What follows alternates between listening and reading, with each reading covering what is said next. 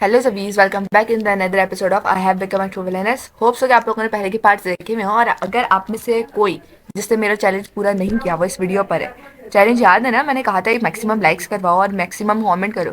अगर आप उनमें से एक हो तो प्लीज़ वापस जाकर उस वीडियो को देखो, उसके ऊपर लाइक करो, उसके ऊपर एक प्यारा सा कमेंट करो और वापस आओ जल्दी से ताकि हम वीडियो स्टार्ट कर सकें। So without wasting your time, let's dive together in the another episode of madness. तो स्टोरी का स्टार्ट वहीं से होता है जहाँ से एंड हुआ था। मतलब कि जब जो सैरिया है वो बता रही होती है मोराचे को कि मुझे पता चल गया रास्ता आपके पैलेस को सही करने का। वो कहती है मुझे लगता है मैंने ढूंढ लिया है वो। तो कहते हैं क्या वाकई तुमने वो रास्ता ढूंढ लिया है इस मैनर को प्योरीफाई करने का?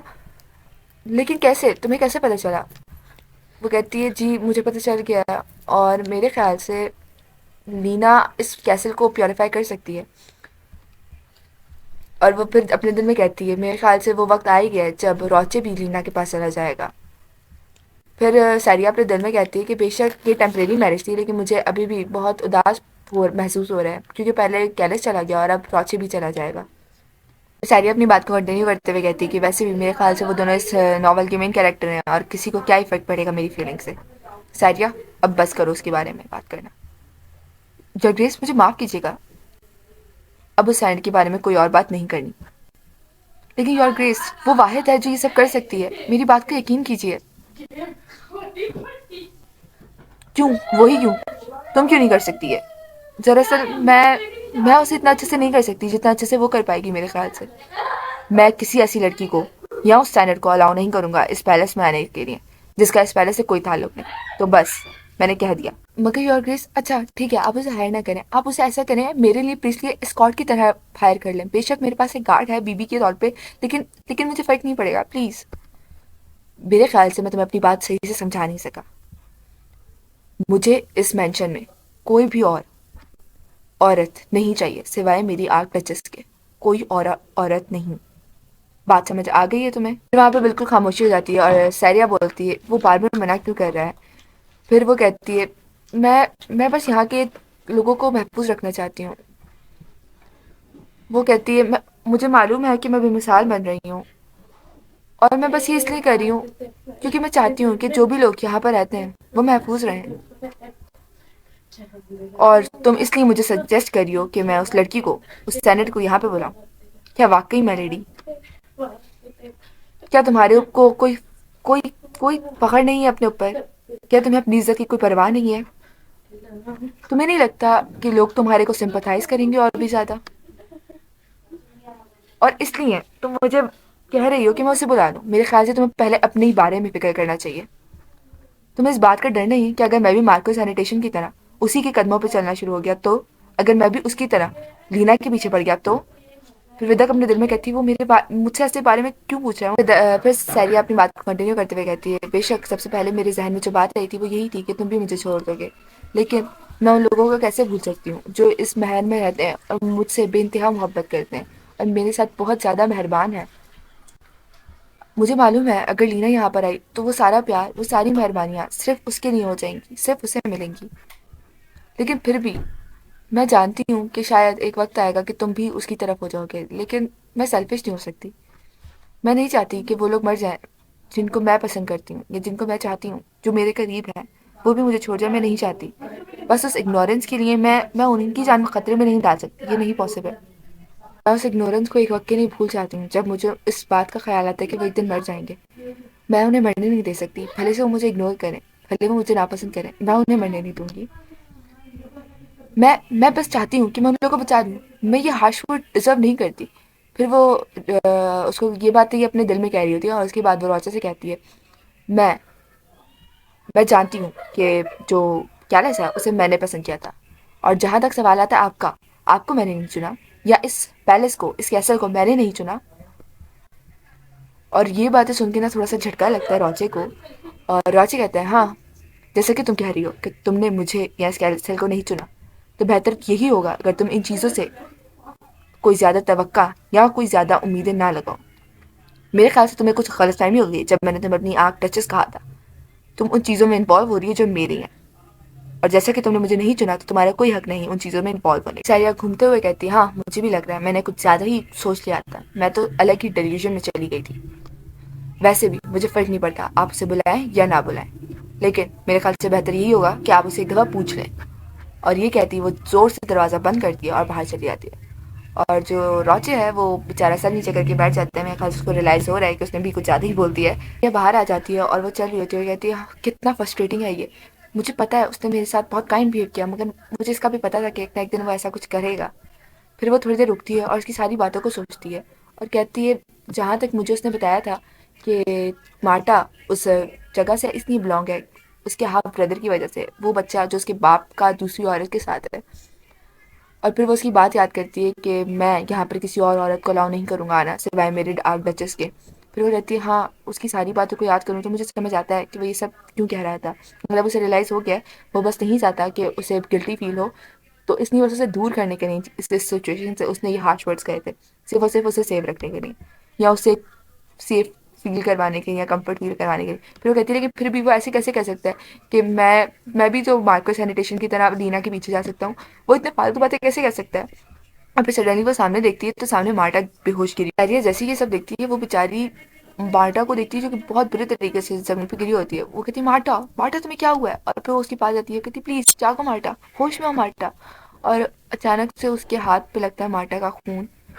और तभी उसे पीछे कोई बुलाता है और वहां पर वो जो क्लॉक नहीं पहने हुए लड़के थे ना, वो मास्क मैन, वो आते हैं और उसकी बिल्कुल गर्दन के साथ छुरी ले जाता है और कहता है, जेंशा, मुझे वो एक एक्सीलेंट स्टार मिल गया है अपने गॉड को सेक्रीफाइस देने के लिए। बाय द वे, जनशा का मतलब मेरे ख्याल से यहाँ पे लड़की है।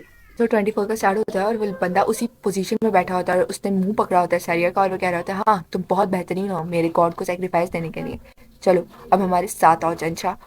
और तभी हमारी पीछे से गार्डनर आ जाती है। अच्छा, मैं अभी भी इसको गार्डनर कह रही हूँ क्योंकि मुझे इसका नाम भूल जाता है बार बार। खैर, आती है और उसके बैक पर जोर से लात मारती है और उसके ऊपर पाँव रख के खड़ी हो जाती है और कहती है, योर ग्रेस, आप ठीक है ना। और फिर वहां पर आ जाता है जो वो है, पता है ना कौन है, बटलर। बटलर आ जाता है और वो बोलता है, मिस मार्टा, क्या आप ठीक है। और मार्टा जो है वो बेचारी खांस रही होती है और मतलब बहुत बुरी हालत होती है उसकी। फिर उसके बाद सरिया याद करती है कि जब ये बंदा आया था इसके पास पहली दफ़ा और पूछा था कि तुम कौन हो। और इसने कहती है, मेरे बालों का रंग ऐसा है कि कोई भी देख के फौरन मुझे रिकग्नाइज कर लेते हैं कि मैं एक स्टर्नी हूँ। और फिर वो कहती है, तुम लोग यहाँ पर किस इरादे से आए हो, किस वजह से आए हो तुम लोग यहाँ पर। और फिर वो पुरानी बात याद करती है और वो कहती है कि तुम एक नाइट ही हो ना सिजटी, क्या तुम एक प्रोफेशनल नाइट हो। यस योर ग्रेस, तो क्या तुम मुझे एक फेवर कर सकती हो। उन लोगों के ऊपर नजर रखो, वो मुझे बहुत अजीब लग रहे हैं। यस योर ग्रेस, मैं नजर रखूंगी। वो तो अच्छा हुआ मैंने सिजटी को कह दिया था कि इन लोगों के ऊपर नजर रखिए, वरना ये लोग तो कुछ भी करते थे। अच्छा, तो बाकी वाले कहाँ हैं। वो एक को तो मैंने ऊपर फ्लोर पे बांधा है और दो यहाँ पर आए थे, जिनमें से एक तो ये रहा, दूसरा। और तभी हमें दिखता है कि दूसरी साइड पर वो जो दूसरा वाला लड़का है वो जोर से सैरिया को मारने के लिए आ रहा होता है। और जो सुजुटी है वो उसको फौरन से धक्का दे देती है और वो धक्का लगता है सैरिया को, वो पीछे हो जाती है, चाकू से तो बच जाती है। लेकिन ये वाला शख्स है ना, ये नहीं बचने वाला, क्योंकि पीछे से आ जाता है योर ग्रेस। वो कहता है, तुम बेशरम। और ये अभी जो चाकू बीच से गुजरा है ना, ये योर ग्रेस का है जो कि उसने इस लड़के को मारने के लिए फेंका था, ठीक है। फिर वो कहता है, सैरिया, क्या तुम ठीक हो। और वहां पर हमें दिखाया जाता है कि दोनों जो वो वाले हैं वो गिर गए हैं। सैरिया साइड पे खड़ी हुई है और जो मार्टा है वो उस बटलर के हाथ पे। सैरिया को दिखाया जाता है जो कि अपने बेड के ऊपर लेटी होती है और कहती थी यहाँ पर क्या हो रहा है। और उसे रॉची की बातें आ जाती है। वो कहता है, जाओ तुम अपने कमरे में जाओ। फिर वो कहती है, बहुत अजीब नहीं है, मेरी अभी अभी उससे लड़ाई हुई है और मैं अभी उसी के कमरे में लेटी हुई हूँ। खैर, मैं बहुत खुश हूँ कि मार्टा सेव है अब। शुक्र है कि उसका अटैक जो था वो उसे चूक गया। इतने में से किसी के कदमों की आवाज़ आती है और वो पीछे रॉची होता है। वो कहता है, सैरिया। और वो उसके पीछे ही बस बैठ जाता है आकर। और सैरिया कहती है, नहीं, मुझे तुमसे बात नहीं करनी, तुम चले जाओ, मुझे तुमसे बिल्कुल बात नहीं करनी। और वो अपनी आंखें बंद कर देती है और सोने का नाटक करती है। तो रॉची उसकी तरफ हाथ बढ़ाता है और उसके बालों को पकड़ता है और फिर उसके ऊपर से कंबल हटा रहा होता है। तो क्या सैरिया कहती है, क्या, तुम्हें क्या लगता है, तुम क्या कर रहे थे। मैं बस तुम्हें देख रहा था कि तुम्हें कहीं चोट तो नहीं लगी। मैं ठीक हूँ। तो जब तुम्हें शक था उन शैमन्स पर तो तुमने मुझे क्यों नहीं बताया, और क्या तुम्हें नहीं लगता कि तुम बहुत लापरवाह थी। वो तुम लोग तुम्हें तकलीफ पहुंचा सकते थे, तुम्हें चोट हो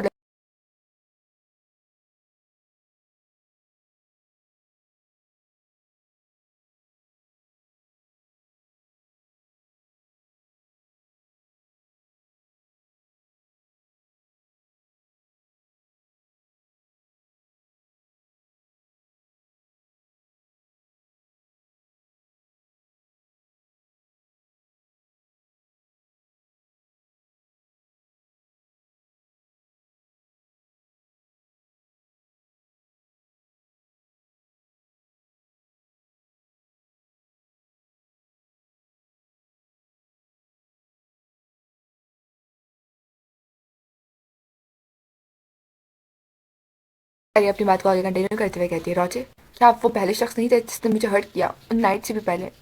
आप वो थे जिन्होंने मुझे तकलीफ पहुंचाने की कोशिश की। फिर रोचे बोलता है, सारिया, मैं नहीं चाहता था कि मैं तुम्हें चोट पहुंचाऊं, मुझे। फिर वो खामोश हो जाता है थोड़ी देर के बाद, फिर कहता है, ठीक है, मैं माफ़ी मांगता हूँ। सारिया, मुझे माफ़ कर दो, मुझे अपनी बातों से ऐसे पलटना नहीं चाहिए था। तो सारिया हैरान होकर से देखती कहती, क्या रोचे बर्ग मुझसे माफ़ी मांग रहा है? क्या इसने मुझसे 2 दफ़ा माफ़ी मांगी? और फिर वो अपनी टांग बाहर निकालती है और जोर से रोचे को टांग मार देती है अपनी। रोचे कहता, ओह, तो क्या तुम इस तरह अपने आप को सेव करने वाली थी उन शेमन से? ये मुझे मारने से ज़्यादा लग रहा था कि तुम मुझे खुदकुदी कर रही हो। ये का अटैक था। और वो फिर अपने दिल में कहती है, खैर, मैं समझ सकती हूँ उन्होंने ये सब बातें क्यों कही थी। उनका मुझे हर्ट करने का कोई टेंशन नहीं था और अब तो उन्होंने माफ़ी भी मांग ली। फिर कहती है, योर ग्रेस, तो मेरे ख्याल से आपको यहाँ पे सो जाना चाहिए, क्योंकि मुझे लगता है आप बहुत ज़्यादा एग्जॉस्ट हो गए होंगे इस सब के बाद, और आप ऐसे भी पूरी रात यहाँ पे बैठने तो नहीं वाले ना, तो प्लीज़ सो जाइए। सैरिया अचानक से घबरा के कहती है, वो आवाज़ कैसी थी? वैसे कहता है, कौन सा साउंड? क्या मतलब, आपने वो आवाज़ नहीं सुनी? नहीं, मुझे आई, मगर तुम कपा क्यों रही हो? "हम्म, खैर, मुझे लगा, क्या मतलब, क्या आपको वो आवाज़ वाक़ई नहीं सुनाई दी?" "नहीं, मुझे भी सुनाई देती है, मुझे लगा था कि मैं पागल हूँ, लेकिन ऐसा नहीं है। ये आवाज़ सिर्फ़ हम दोनों को आ रही है, तो इसके पीछे क्या वजह होगी?" "हाँ, इस मैटर में कुछ तो वजह हो सकती है इसके बारे में।" सारिया रोची की बातें सुन के अपने दिल में सोचती है, क्या ये वो हो सकता है? मुझे याद है कि यहाँ पर एक शख्स था जिसको जमिया कहा जाता था, और उसको 2 ब्लेसिंग्स मिली थी। एक तो उसकी खूबसूरत किस्मत, और दूसरा वो 17 घर जो एक स्पेशल डिवाइन पावर्स रखते थे। और इनमें से एक घर है हैनिटेशन के पास और एक है हाउस ऑफ पर्क। और इनके इन्होंने यही वो 17 फैमिलीज है जिन्होंने आगे मैजिक को पोजेस किया। फिर वो कहती है, क्या ये मुमकिन है कि ये जो आवाज़ है ये सिर्फ उन्हीं को आती हो जिनके पास कोई डिवाइन पावर है? और रोचे जो है वो उसकी बात पीछे मुड़ के सुनता है, तो कहती है, सारिया उस रोचे से बोलती, मतलब अब तक जितनी भी बातें उसने बोली है ना, वो ये सब अपने दिल में सोच रही थी और हमें बता रही थी। अब वो रोचे से पूछती है डायरेक्टली, क्या आपने यहाँ पर कभी भी कोई अल्टार देखा है? तो वो कहता है, नहीं, यहाँ पर ऐसा कुछ भी नहीं है, और इस तरह की जगह पर ऐसा कुछ होगा भी क्यों? तो वो कहती है, मुझे लग रहा है ये वो पावर्स, ये सब कुछ मेरे ख्याल से उधर ग्राउंडेड जगह जो थी ना, वहाँ से आ रही है। और वो ये सब सोच ही रही होती है कि रोचे से देखता है कि ये इतना क्या सोच रही है, तो वो उसके पास आता है, उसके कंधे पे हाथ रखते हुए कहता है, तुम यहीं पे रहो, ये जगह महफूज है, मैं जाता हूँ और जाकर देख कर आता हूँ ये आवाज़ कहाँ से आ रही है। उसके बाद हमें रोचे दिखाया जाता है जो कि बाहर आ गया, और वो कहता है उसके पीछे फौरन ही सारिया आ जाती है। वो कहता है, मैंने तुम्हें कहा नहीं था कि तुम अपने कमरे में रुको? वो कहती है, वो घबराई भी होती है बिल्कुल, लेकिन फिर भी हिम्मत जुटाते हुए कहती है, आप भूल रहे हैं शायद, मैं एक्सटर्नी हूँ, मुझे किसी से चीज़ से डर नहीं लगता, मैं भी आपके साथ चलूंगी। फिर थोड़ी देर बाद ही वो कहती है, क्या यहाँ पे क्या हो रहा है? क्या ये नॉवल की स्टोरी अब हॉरर होती जा रही है? यहाँ की सारी कैंडल्स बंद क्यों है? फिर रॉचर से पूछता है, तुम कपकपा क्यों रही हो? क्या तुम्हें सर्दी लग गई है?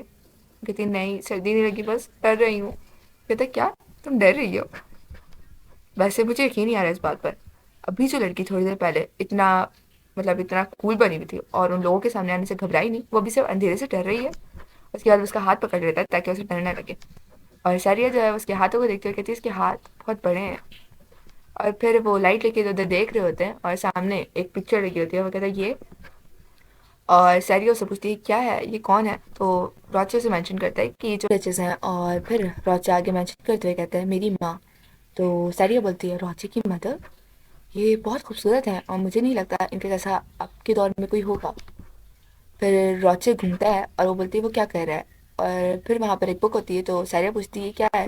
रॉचे कहता है, ये बुक है जहाँ पर हमारे फैमिली की हिस्ट्री लिखी हुई है। और कहता है, मैंने इसको यहाँ पे नीचे रखा था ताकि ये महफूज रहे, लेकिन इसमें से काफ़ी पेज फाड़ दिए गए हैं। सैया बोलती है, इसकी फैमिली हिस्ट्री की बुक? हाँ, मुझे याद है, नॉवल में इसके बारे में काफ़ी जगह पे मेंशन किया गया था, लेकिन ये कुछ ऐसा है जिसे ना कभी रोचे ने तवज्जो दी, ना कभी मैंने इसके बारे में सोचा। और फिर उसे लीनियन की बात याद आती है कि वो जो दूसरा बेटा था उसके फादर का, और उसकी माँ चाहते थे कि रोचे को निकाल दें ताकि जो अगला आर्कड्यूक है वो उसका बेटा बने।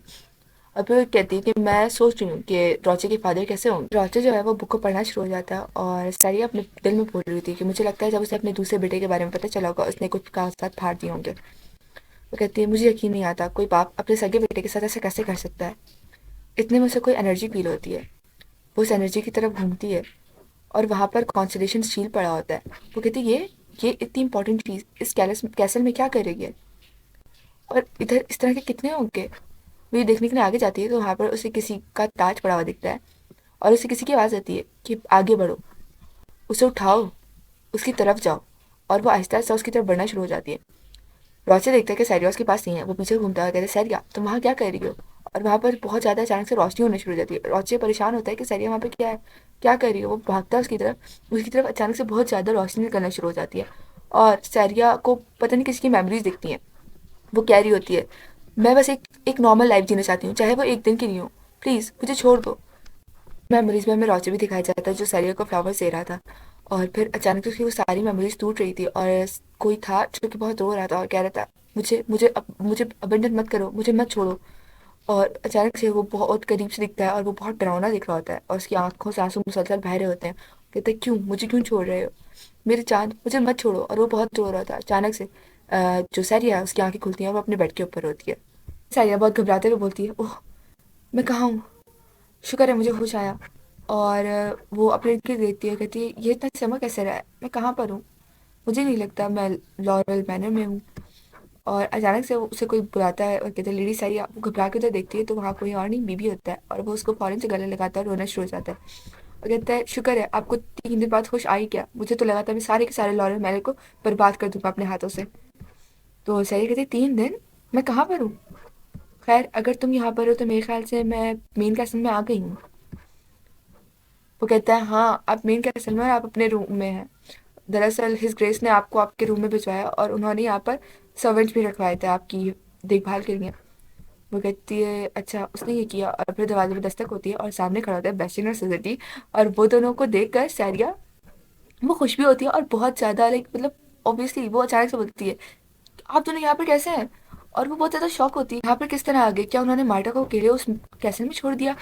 और फिर वो दोनों वो करते हैं उसके सामने और कहते हैं आप आपकी और ग्रेस हमारे दिल में आपके लिए बहुत बहुत बहुत ज़्यादा प्यार है और आपका हम पर बहुत एहसान है, सिर्फ हम पर नहीं मार्टा के ऊपर भी।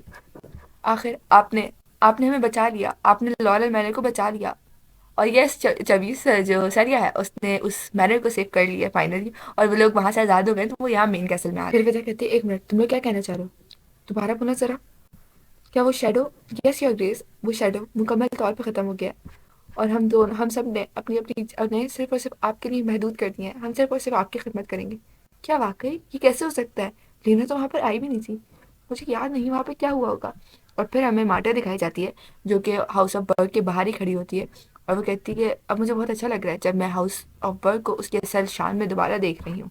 मतलब वो जो है वो दोबारा दोबारा अच्छे से उसको वो कर दिया गया पेंट एंड ऑल। और फिर वो सोच रही होती है कि हाँ अब मुझे समझ आता है कि जब लेडी सरिया वहाँ खड़ी हुई थी और कुछ कर रही थी और वो उदास थी कि उनकी ताकत इतनी इनफ नहीं है इस जगह को ठीक करने के लिए। मुझे लगता है कि हमारे घर को एक अच्छी और डिजर्विंग आर्ट डचेस मिल गई है। दिखाया जाता है कि सैरिया जो है उठ के बैठ जाती है और वो बहुत घबराई होती है क्योंकि उसके सामने वो ही क्राउन जो है वो रखा होता है और सैरिया बोल रही थी मुझे याद है मैंने जब उसको छुआ था तो मैं बेहोश हो गई थी। और वो जो क्राउन है वो बहुत ज़्यादा चमक रहा होता है और सैरिया कहती है एक सेकेंड, मुझे याद आ गया कि स्टोरी में इसका जिक्र कहाँ हुआ था। और फिर वो कहती है कि स्टोरी में एक लड़का था जिससे ये मिला था और उसने ये सैरिया को दिया था। आफ्टर मतलब कि जब बहुत सारे मेल लीड्स आ गए थे तो उनमें बहुत स्ट्रगल हुआ और फिर वो लड़का जीता और उसने दीना को ये क्राउन दिया था। और उसने उसे ये हमेशा के लिए नहीं दिया, बेशक वो कहीं पे भी जाए किसके पास भी जाए, मतलब कि वो उससे शादी करे ना करे ये फिर भी उसने उसे दे दिया था। और जहाँ तक मुझे याद है ये उसने एक ऑप्शन से खरीदा था। लेकिन ये अगर लॉरल हाउस में है तो यकीनन ये रॉचे से बिलोंग करता है। फिर वो उसको कहती है गार्डन को कि सिजिटी अगर ये कैसल से मिला है तो क्या हमें इसे रॉचे को नहीं देना चाहिए। तो कहती है ओह। फिर सिजिटी अपनी बात को आगे कंटिन्यू करते हुए कहती है लेकिन आग ड्यूक ने तो ये आपको एज अ गिफ्ट दे दिया है। कहती है गिफ्ट, मगर क्यों, इतना इंपॉर्टेंट फैमिली ट्रेजर उसने मुझे क्यों दिया और वो कैसे क्या कर सकता है। फिर जो सुज़ुकी है वो कहती है हंसते हुए कि यहाँ पर जो कुछ भी है इस हाउस ऑफ बर्ग का वो सब आपका ही है, हत्ता कि योर ग्रेस भी आपके ही है। कहती हो व्हाट द हेक, यहाँ पे क्या हो रहा है इस। फिर उसको वो कहती है एक सेकंड मुझे कुछ याद आया, जब मैंने उसे छुआ था तब उसे वही वो फ्लैशबैक्स आते हैं कि प्लीज़ प्लीज़ मुझे एक नॉर्मल लाइफ जीने दो। और फिर जब रोचे सैरिया को फ्लावर्स दे रहा था और फिर उसे वो रोती हुई लड़की याद आती है कि मुझ पे तुमसे भीख मांगती हूँ, प्लीज़ मुझे अबंडन मत करो। तो सैरिया कहती है वो सब विजन्स क्या थे? और मुझे नहीं याद कि नॉवल में कुछ ऐसा हुआ था कभी। सैरिया अपनी बात को आगे कंटिन्यू करते हुए कहती है क्या कुछ ऐसा हो सकता है कि कोई पार्ट्स मैंने बुक के ना पढ़े हों। और फिर बताया रात हो जाती है और सैरिया जो है वो बाहर आ जाती है। और फिर रोचे पीछे से आता है और उसके ऊपर हाथ रखते हुए कहता है क्या तुम चाहती हो कि तुम ठंड से मर जाओ? और वो कहती है रोचे तो ये आप हैं। वो दोनों उसके बाद बेंच पे बैठ जाते हैं और रोचे बोलता है हाँ मैं जानता हूँ तुम्हें मुझसे मिलना था, तुम लीनियन कह सकती थी। हाँ ऐसा कुछ भी नहीं है। अ, क्या तुम बेहतर महसूस कर रही हो? मैं देख सकती हूँ आप बहुत इम्प्रूव कर रहे हैं, अब आप ये सवाल मुझसे बहुत जल्दी पूछ लेते हैं। बस मैं चाहती थी कि आपसे कुछ बात कर लूँ। ये थैंक यू इस गिफ्ट के लिए। वैसे मैंने इसको अपने गले में डाला है क्योंकि ऐसी ज्वेलरी को हर वक्त अपने सर पे लेके घूमना कुछ ज़्यादा ही हो जाता। नहीं मेरे ख्याल से नहीं। क्या मतलब आप क्या कहना चाह रहे हैं? यार ये अच्छा लगता है, मुझे लगता है। नहीं आप झूठ बोल रहे हैं बस इसलिए क्योंकि आप नहीं पहनेंगे।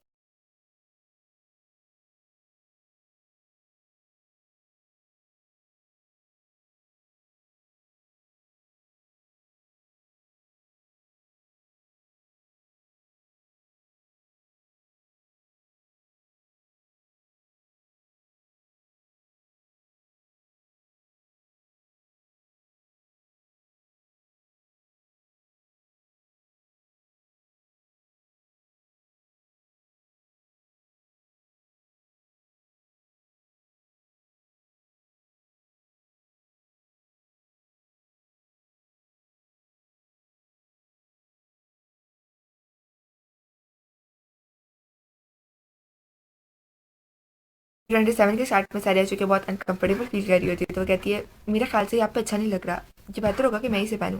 कहता है हाँ ये अच्छी बात है। वो कहती है कि आपको मालूम है कि ये जो नेकलेस है इसके अंदर डिवाइन पावर्स हैं। खैर मुझे लगा था कुछ ये ऐसा ही है जैसे कि एक चर्च के अंदर होते हैं। नहीं ये उससे बहुत ज़्यादा प्रेशियस है और इसके अंदर उससे भी ज़्यादा पावर है। अगर है भी तो मेरे ख्याल से मेरे लिए इतना ही काफ़ी है कि इसकी वजह से तुम्हारे चेहरे पे खुशी आई। क्या आपके पास इतना ही कहना है? आपको कम से कम एक दफ़ा तो इसे मुझसे वापस मांगना चाहिए। ये बहुत प्रीशियस है, ये बहुत कीमती है, प्लीज़ एक दफ़ा तो इसे वापस मांगो। वेल मुझे मेरे दिए गए गिफ्ट्स को वापस लेने की आदत नहीं है और उसके अलावा मेरे ख्याल से ये तुम पे ज़्यादा बेहतर लगता है। और बस सैरिया जो है उसे शौक होकर देख रही होती है। सैरिया कहती है मेरे ख्याल से मुझे अंदर चले जाना चाहिए। क्या तुम बस मेरी बातों को ऐसे ही छोड़ के चली जाओगी? बेशक मुझे अभी जाना चाहिए और वैसे भी मुझे जल्द ही ग्लेशियर की जांच में भी तो जाना है। और मेरा नहीं ख्याल आर्कड्यूक को अच्छा लगेगा कि उनके लोगों के ऊपर मुसीबत है, वो भी उनकी वाइफ की वजह से। सैरिया मुझे एक डाउट है, मुझे माफ़ कीजिएगा क्या मैंने कुछ गलत कहा? नहीं मुझे समझ नहीं आता तुम इतनी कैसे बदल गई हो अचानक से, इतना चेंज अचानक कैसे? योर ग्रेस क्या कुछ कह रहे हैं आप? नहीं चलो अंदर चलते हैं, बाहर बहुत ठंड हो रही है। फिर अगली सुबह दिखाई जाती है और पीछे से हमें रोशी की आवाज़ आ रही थी कि मुझे समझ नहीं आता कि तुम उन लोगों से मिलना क्यों चाहती हो, वो लोग जो अभी चैम्बर में बंद है। तो सैरिया कहती है बस मुझे उनसे कुछ बात पूछनी है। कहते अच्छा ठीक है चलो।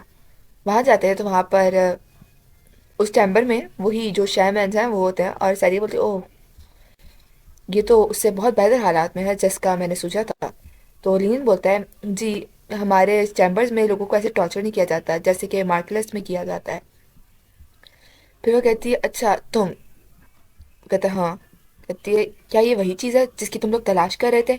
और जैसे ही वो लड़का इस चीज़ को देखता है उसकी आंखें पता नहीं क्या हो जाता है और वो बहुत कुत्तों की तरह उसकी तरफ बढ़ता है और रॉचे उसके मुंह पे जोरदार पंच मारता है कि उसके जो दांत होते हैं वो टूट के ज़मीन पे गिर जाते हैं।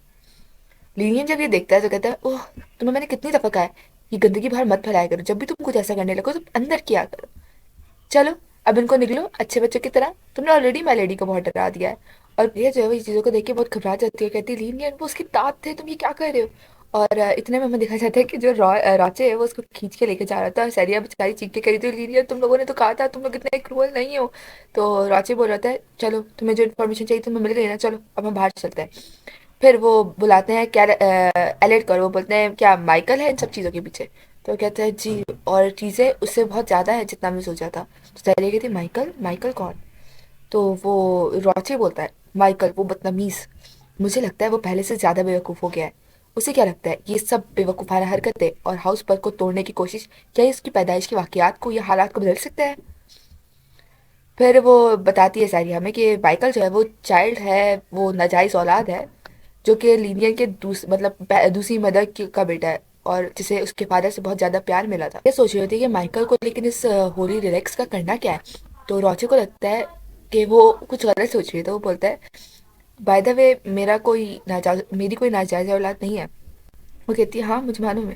कहते क्या तुम्हें मालूम है? कहती है हाँ, आप ऐसे पर्सन नहीं लगते मुझे। कहता है ओह, मेरे ख्याल से पहली दफ़ा होगा तुमने मेरी तारीफ की है। तो सैया कहती है अगर कोई और ये बात सुनेगा तो उसे लगेगा मैं हमेशा आपको डांटती रहती हूँ। कहता है वैसे इसमें थोड़ा बहुत लेकिन सच तो है। फिर वो कहता है बाय द वे, तुम दोनों के बीच में क्या कुछ हुआ है? तुम लोग बहुत ऑकवर्ड बिहेव कर रहे हो। तो वो लोग कहते हैं वेल, फिर वो बोलती है कि वैसे तो हमने इसको नहीं बताना नहीं, किसको फिर भी पता चल गया है कि आज सुबह जो एलियट है वो मेरे पास आया और उसने मुझे कहा कि मैंने अपनी लाइफ को ओ किया हुआ था उस हाउस के लिए, हाउस ऑफ बर्ड के लिए, अब मैं अपनी लाइफ आपके आगे ओ करता हूँ। और वो रो रहा था क्योंकि ऑब्वियसली मार्टा से उसकी बहुत फीलिंग्स अटैच थी, क्योंकि मार्टा ने अपने आप को सेक्रीफाइस किया था उसके लिए। तो कहती है वैसे भी मैंने कभी नहीं सोचा मैं उसको रोते हुए देखूंगी, वो भी इस तरह। मुझे गुस्सा होते हुए कहते हैं क्या तुम दोनों में से कोई मुझे बताएगा कि यहाँ पे क्या हो रहा है? और इतने में ही उन्हें पीछे से किसी की आवाज़ आती है जो कि होता है लीनियन। वो कहता है योर ग्रेस, दरअसल अभी अभी हमें पता चला है कि जब हाई चर्च की तरफ हाई प्रीस्ट जा रहे थे तब उनके ऊपर बहुत सारी बर्फ गिर गई और वो वहाँ फंस गए और उन पर वो डीमंस का हमला भी हो गया है। और आपको पता है उनमें कैलस और लीना भी है। उन्होंने हमसे रिक्वेस्ट की है कि लेडी सैरिया को और कुछ गार्ड्स को वहाँ पर भेजा जाए उनकी मदद के लिए। एपिसोड 28 का स्टार्ट होता है और रॉची कहता है कि अच्छा अगर ऐसी कोई ख़राब हालत है तो उनसे कहो कि वहीं पर रहें और जम के मर जाए, और अगर वो फिर भी रिक्वेस्ट करें तो ऐसा करो एलियड को नाइट से ग्रुप के साथ भेज दो। मेरे ख्याल से रॉचे उसे मेरे लिए ऐसे ही नहीं मना कर रहा है क्योंकि उसे लगता है मैं अभी अपनी जान को खतरे में डालूंगी। और इस तरह तो हाउस ऑफ वर्क के जो कॉन्टेक्ट्स हैं चर्च के साथ वो तो ख़राब हो जाएंगे। मैंने ये कसम उठाई थी कि मैं हाउस ऑफ वर्क के शान के ऊपर कोई बात नहीं आने दूंगी, तो मैं ऐसे बैठकर ये सब चीज़ें होते हुए कैसे देख सकती हूँ? फिर वो कहती है योर ग्रेस, मुझे लगता है ये बेहतर होगा अगर मैं उनके असिस्टेंट के लिए साथ जाऊंगी। और पीछे जो लेनियन होता है वो बड़ा क्यूटली बोल रहा था लेडी सारिया आपने हमें बचा लिया। और जैसे ही योर ग्रेस उनकी तरफ बढ़ रहा होता है तो उन दोनों की तो भाई हालत ख़राब हो जाती है कि अब योर ग्रेस नहीं छोड़ने वाले हम लोगों को, हमने उन्हें फोर्स किया है जाने के लिए साथ में। तो योर ग्रेस बहुत पोलाइटली जाकर सरी से बोलता है अगर तुम नहीं जाना चाहती तो इट्स ओके, वहाँ जाने की ज़रूरत नहीं है, लेकिन अगर तुम कंफर्टेबल हो और वहाँ जाना चाहती हो तो मैं भी तुम्हारे साथ जाऊँगा, मुझे इजाज़त दो। और वो फिर स्माइल करते हुए योर ग्रेस की तरफ देखते हैं और फिर कहती है यस ठीक है, फिर हम दोनों एक साथ चलते हैं रॉचे। यार ये दोनों बहुत ज़्यादा ब्यूटीफुल लग रहे होते हैं ऐसे, और रॉचे को इतने क्यूटली और इतने मतलब इतना नॉर्मली मतलब इतने पोलाइटली बात करते हुए देखकर जो लीनियन होता है वो कहता है सर एलियट, ये भी मैंने क्या देखा है? क्या मैं होश में तो हूँ ना?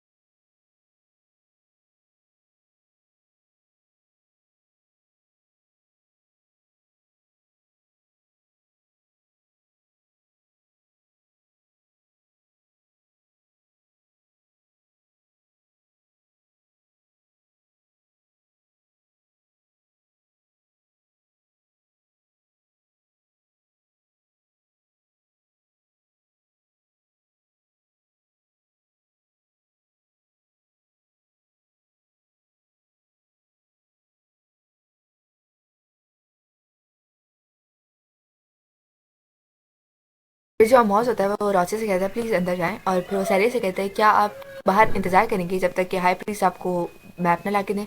वो कहते हैं हाँ बिल्कुल। तो जो रॉचे है वो घूमता है और कहता है सैरिया क्या तुम बाहर ठीक रहोगी ना, कोई प्रॉब्लम तो नहीं होगी तुम्हें? तो उसके पीछे बहुत सारे लोग होते हैं और कहते हैं क्या ये क्या पूछ रहे हैं हाई प्रीस्ट मतलब स्टर्नी से।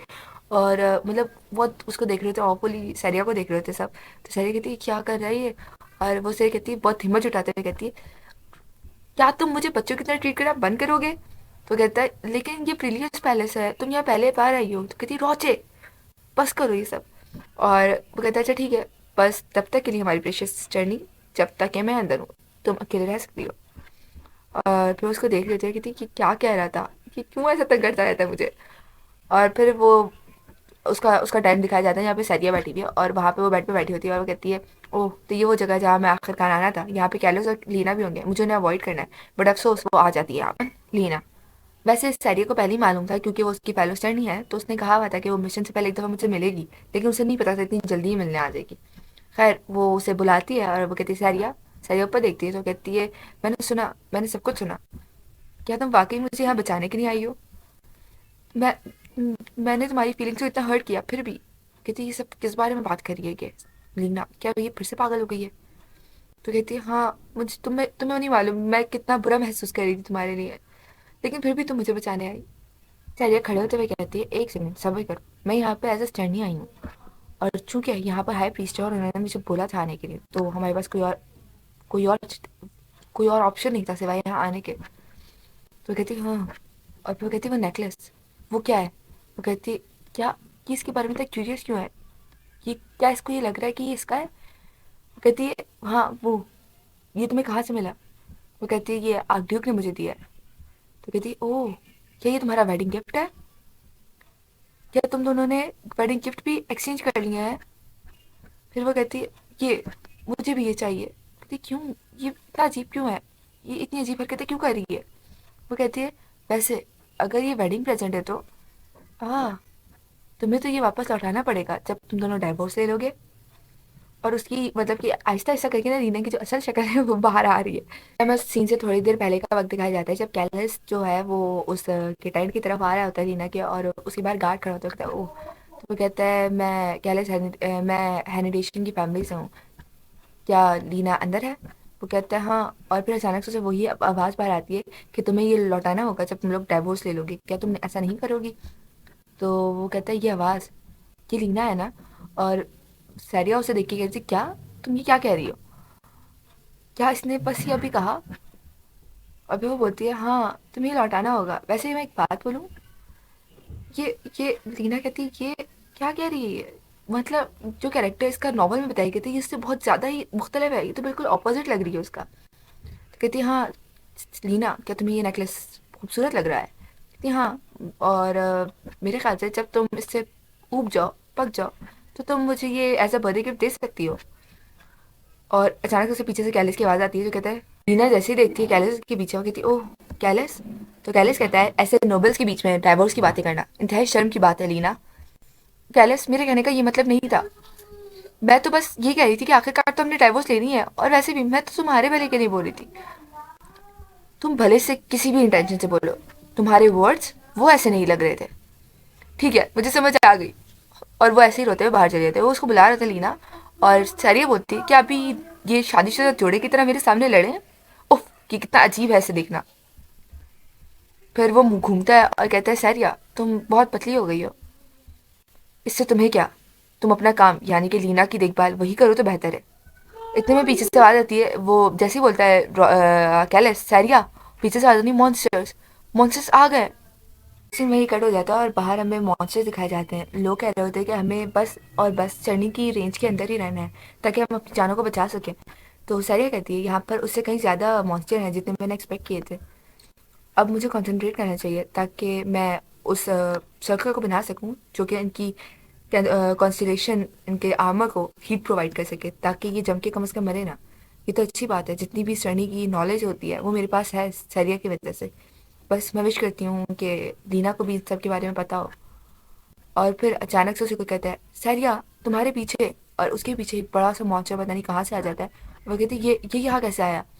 और अचानक से वो आंखें बंद करती है तभी उसके सामने आ जाता है कैलस, और वो उसको मारता है और सब कहते हैं भागो सैरिया, मतलब कि सैनेट स्टर्नी और जो हमारे वो है हैनिटेशन लॉर्ड है उन्हें बचाओ।